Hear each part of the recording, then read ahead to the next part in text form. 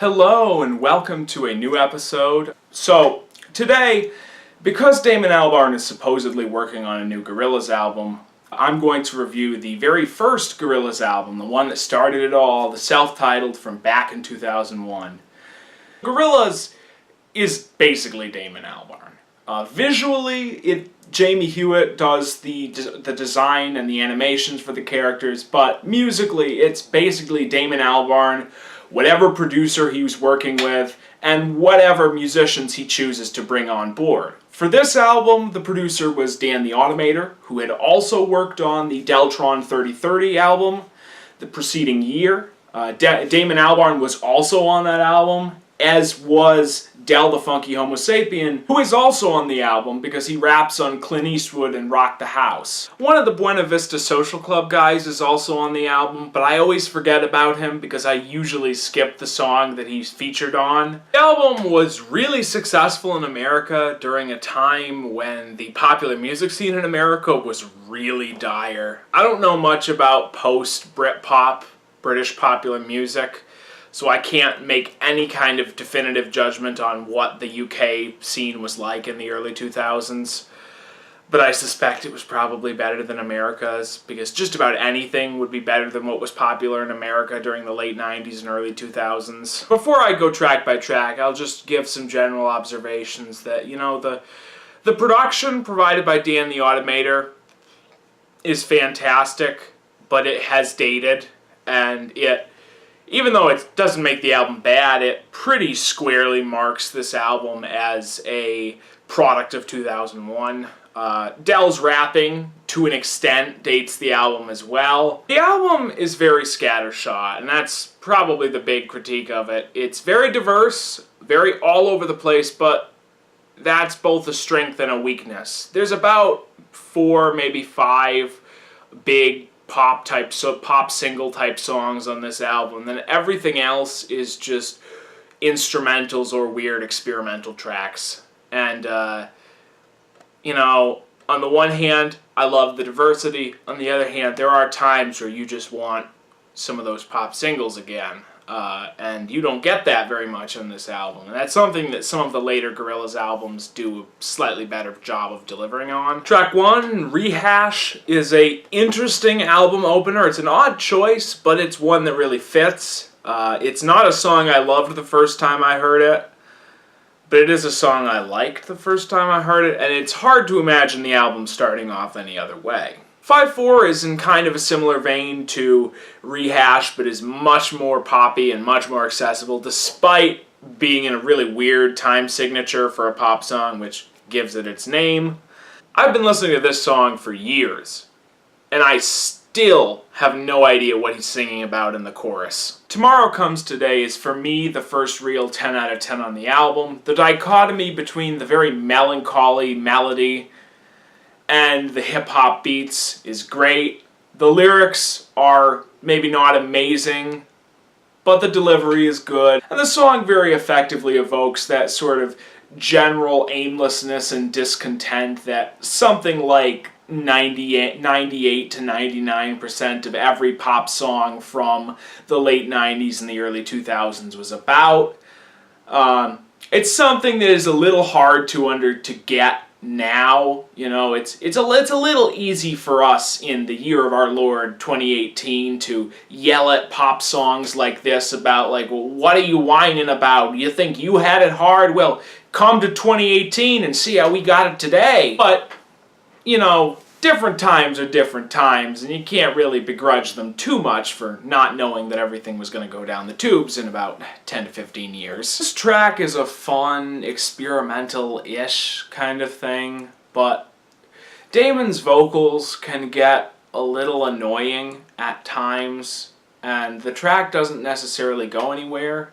I like it okay, but it does kind of embody some of the problems I have with the instrumental tracks on this album. Track 5 is Clint Eastwood. This is the big, massive, famous track that got the rap from Del the Funky Homo Sapien, got the theme from The Good, the Bad, and the Ugly going on in the background. Nice organs, nice vocal bit from Damon Albarn. Famous song, the one something like 90% of people who like Gorillaz will hear first. The reason that probably most people bought this album, even though the rest of this album sounds nothing like this song, and it's probably one of the best examples of, I won't say false advertising, but this has got to be one of the best examples of an album that people bought because they thought it was going to be like a hit single, and then it wasn't like a hit single. Mellow Gold by Beck is kind of the same. But, you know, what with this being a ubiquitous song and all, I bet you thought that I would have heard this back in the early 2000s when I was but a wee small child. Well, the fact is that I didn't, and I actually did not hear this song until like sometime in 2013. When I was in the car with my ex and this song came on the radio, and I somehow didn't realize who it was by, but I didn't ask. My ex was not a music person. And so my attitude was she probably wouldn't have known. Well, reality was, you know, it's a pop song from the 2000s. She probably would have known. I was just being arrogant. Okay, this track is actually kind of full-blown annoying to me. I don't hate the music here, but as I said with New Genius, the vocal delivery here is a little much for me. I don't know what it is, but it makes me want to turn the song off. I remember once having jokingly said to a friend that the 2D voice was just the annoying part of Damon Albarn's vocals in Blur.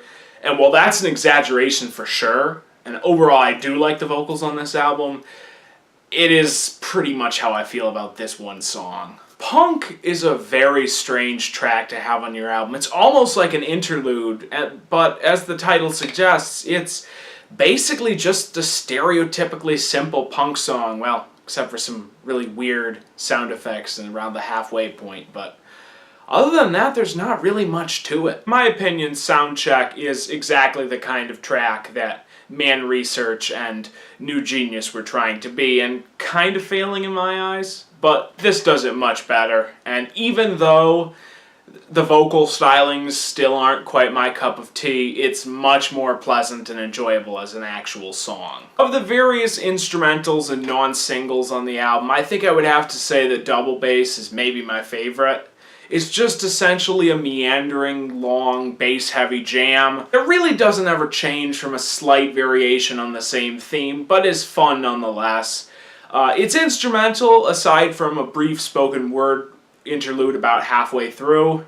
And I realize I've been incorrectly using interlude as a descriptor for anything on here that's not a pop single, but bear with me here. Track 10, Rock the House. This is the second song and final song with Del the Funky Homo Sapien on this album. And it's, of the singles and songs that could have been singles, I would say it's pretty close to the weakest. It feels a bit like an attempt to recapture the magic of Clint Eastwood that just doesn't quite work. And honestly, when I was talking about the production and the datedness, this is probably the most dated thing on the album. It's hard for me to say why, especially considering that I don't really have any nostalgia from the time attached to this album, but something about those horns in particular just reeks of the early 2000s to me. 192000 is a bit of an interesting song. Bouncy, upbeat, happy.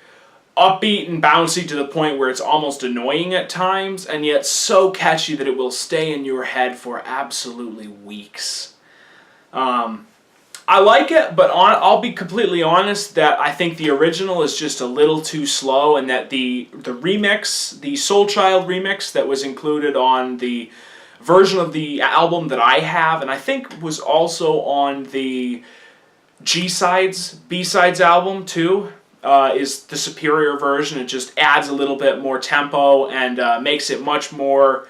It increases the tempo and it makes the song much more excitable and, in my opinion, much more enjoyable. What's interesting that I find that if you ask me about this album on any day other than the one where I listened to it, I'd tell you that I think the album sags a little bit towards the end, but when I listen to the album, I actually don't find that to be the case at all. I actually like most of the tracks at the end of the album.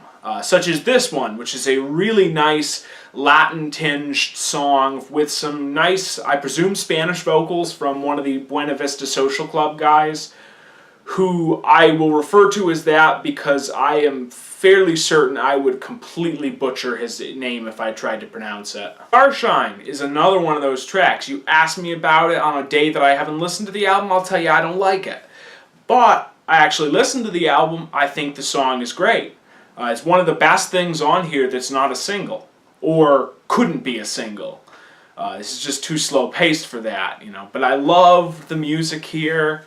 I love the vocal delivery. It's just fantastic. I think this is the track where a lot of my unease at the last third of this album comes from. It's not a bad track by any means. It's just kind of boring and longer than it should be by maybe a minute or two. The album ends on an absolutely fantastic note with M1A1, a track that I assume is named after the variety of Tank, and I just realized might be a reference to Tank Girl, but who knows? The first half certainly builds up the tension very effectively, what with that ominous riff and that looped sample from Day of the Dead. But at about the midpoint of the song, it bursts forward, gets aggressive, and ends the album on a really high note.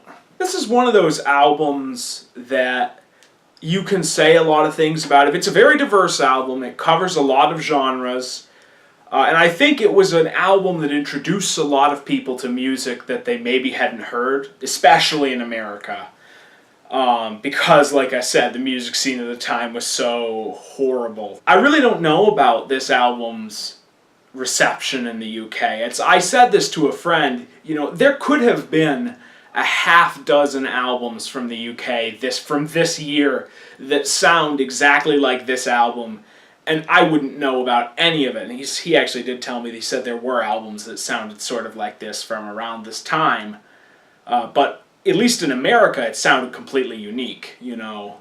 Yeah, hip-hop fusion was huge at this time, but it was really badly done hip-hop fusion, you know. It was that one nasty white dude you went to high school with who thought he could rap, but he sounded like Insane Clown Posse with laryngitis, and you know, that was rap fusion in that era. You know, it was that dude fronting a metal band.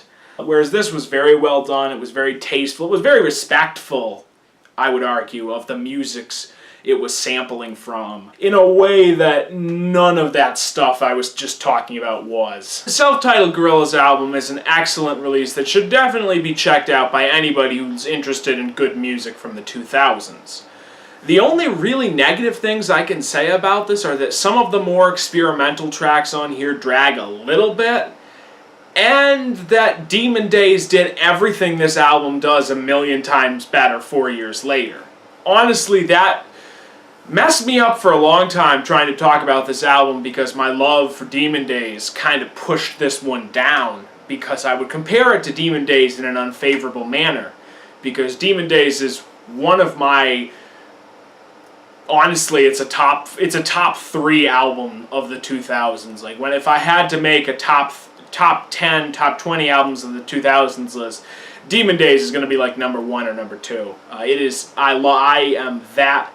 is that good. And this just kind of suffers for that. It's not a bad album at all, but when you set it next to what came next, it feels a little weak by comparison. But in any case, it's a great album, and it was a breath of fresh air when it came out, so I'm going to give it a pretty solid 8 out of 10, and I will see you guys on the next episode.